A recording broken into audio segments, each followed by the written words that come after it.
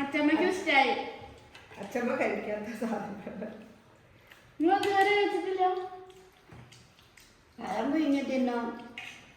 Hi friends, ഇന്നൊരു ചെറിയൊരു വീഡിയോയാണ്. ഇന്നൊരു കുക്കിംഗ് വീഡിയോ ഇടാന്ന് വെച്ചു. അമ്മേൻ്റെ അടുത്ത് ലൈവ് ഇട്ട സമയത്ത് പറഞ്ഞിരുന്നു അമ്മേൻ്റെ അടുത്ത് കുക്കിംഗ് വീഡിയോ ചെയ്യാന്ന്. അപ്പൊ ഇന്നൊരു കുക്കിംഗ് വീഡിയോ ചെയ്യാൻ വിചാരിച്ചു. അപ്പൊ പഴം വെച്ചിട്ട് പച്ചക്കായ വെച്ചിട്ട് എന്തുണ്ടാക്കും എന്നാവും നിങ്ങൾ ആലോചിക്കണത്. പക്ഷെ ഇത് വെച്ചിട്ട് ഒരു കിടിലായിട്ട് ഉണ്ടാക്കാം. നല്ല മധുരമുള്ള ഒരു സംഭവമാണ് ഇത് ഉണ്ടാക്കണേ. എന്ത് പേര് പറയണമെന്ന് ഞങ്ങൾക്ക് അറിയില്ല. അമ്മയ്ക്ക് അമ്മമ്മ ഉണ്ടാക്കി കൊടുത്ത് പരിചയമായതാണ്. അമ്മയ്ക്ക് അമ്മമ്മ ഉണ്ടാക്കി കൊടുക്കലുണ്ട്. അങ്ങനെ ഞങ്ങൾക്കും ഉണ്ടാക്കി തന്നു. നല്ല ടേസ്റ്റ് ആണ് ഇത് കഴിക്കാന്. അങ്ങനെ ഇപ്പൊ ഞങ്ങൾക്ക് അത് ചെറുപ്പം മുതലേ കഴിച്ച് ശീലമുണ്ട്. അതുകൊണ്ട് ഞങ്ങൾക്കും ഉണ്ടാക്കി തന്നു.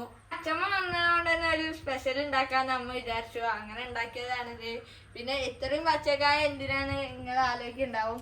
ഇത് ഞങ്ങൾക്ക് ഭയങ്കര ഇഷ്ടമായതുകൊണ്ട് കുറെ ഉണ്ടാക്കാൻ ഞങ്ങൾ പറഞ്ഞതാണ് അമ്മേന്റെ അടുത്ത്. അപ്പൊ കുറെ ഉണ്ടാക്കാന്ന് പറഞ്ഞാണ്ട് വാങ്ങിയതാണ്. ഇനി ഇത് കഴുകിയിട്ട് വരട്ടെ ഗൈസ്.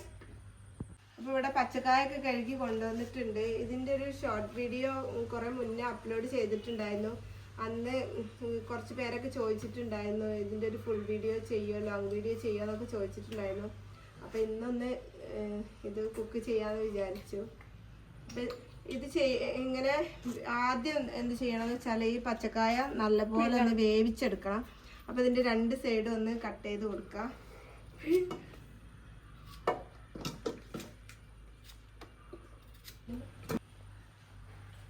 പിന്നെ നല്ല പാത്രത്തിലൊന്നും ഇത് വേവിക്കാക്കണ നല്ലത്. കാരണം എന്താ വെച്ചാല് പച്ചക്കായ ആയതുകൊണ്ട് തന്നെ കറ പിടിക്കും. അപ്പൊ ഞാന് ചെറുതായിട്ടൊന്ന് എണ്ണ തടവി കൊടുത്തിട്ടുണ്ട്. അപ്പൊ ഇത് നല്ലപോലെ ഇനി വേവിച്ചെടുക്കണം. ഈ തൊലിയൊക്കെ ഒന്ന് അടർന്ന് പോരണ അത്രയും ഇത് വേവിച്ചെടുക്കണം. എന്നാലേ ഉള്ളൊക്കെ നല്ലോണം വേവുള്ളൂ. ഇനി വെന്തതിന്റെ ശേഷം നോക്കാം. അപ്പൊ ഇതാ ഇതിലേക്ക് കുറച്ച് തേങ്ങ ശർക്കര ആവശ്യമുണ്ട്. അപ്പൊ ഒരു 300 ഗ്രാം ഒരു ശർക്കര എടുത്തിട്ടുണ്ട്. ഇനി ഈ ശർക്കര നല്ലപോലെ ഒന്ന് പൊടിച്ചെടുക്കണം. അപ്പൊ ഇതാ ഇതുപോലെ പൊട്ടി വരണം. ഇങ്ങനെ പൊട്ടി വന്നെങ്കിൽ മാത്രമേ ഉള്ളൂ നല്ലപോലെ വെന്ത് കിട്ടുള്ളൂ. അല്ലെങ്കിൽ പച്ചക്കായല്ലേ അപ്പൊ ചെറുതായിട്ട് ആ കറേന്റെ ടേസ്റ്റ് ഒക്കെ ഉണ്ടാവും. അപ്പൊ ഇങ്ങനെ ആവുമ്പം അതൊന്നും ഉണ്ടാവില്ല. നല്ലൊരു ടേസ്റ്റ് തന്നെ കിട്ടും. നല്ലപോലെ വെന്തെങ്കിൽ പിന്നെ നല്ലപോലെ വെന്ത് കഴിഞ്ഞാൽ ആ കറ കുത്തലൊന്നും ഉണ്ടാവില്ല. നല്ലൊരു ടേസ്റ്റ് ആയിരിക്കും.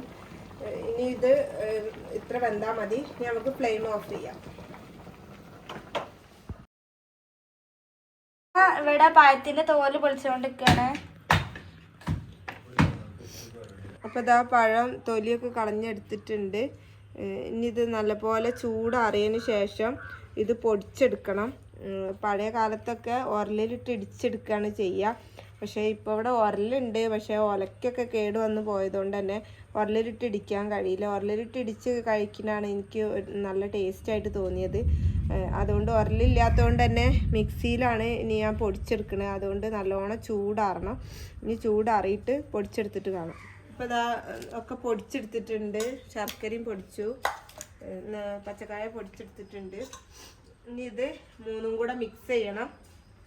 ചിലർ നല്ല ജീരകവും ഇതിൻ്റെ കൂടെ ചേർക്കാറുണ്ട്. പക്ഷെ എനിക്കത് അത്രയ്ക്ക് ഇഷ്ടമല്ല ജീരകം ചേർത്തത്.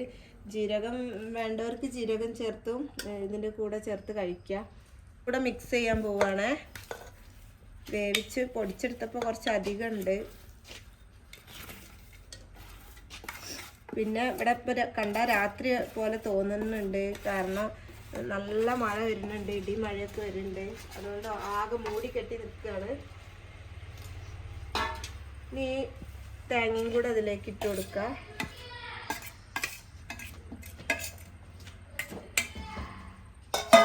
ഇത് നല്ലപോലെ ഒന്ന് മിക്സ് ചെയ്തെടുക്കണേ.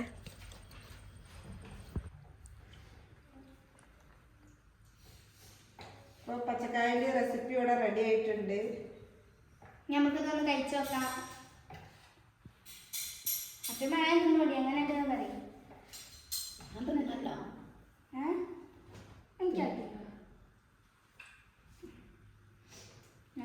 ഞാൻ കഴിയുന്നുണ്ട്. അപ്പൊ എല്ലാവരും ട്രൈ ചെയ്ത് നോക്കുക. നല്ല ടേസ്റ്റ് ഉണ്ട്. ഇത് കഴിക്കാത്തവരൊന്ന് കഴിച്ചു നോക്കുക. ഇത് ഫസ്റ്റ് ടൈം കഴിക്കുമ്പോൾ നല്ല ഇഷ്ടമാവും. അത്രയ്ക്ക് ടേസ്റ്റ് ആണത്. അച്ഛമ്മ എങ്ങനെയുണ്ട്?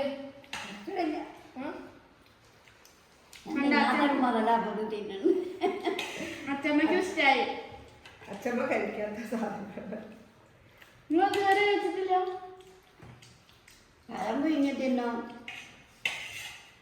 രസല്ലേ?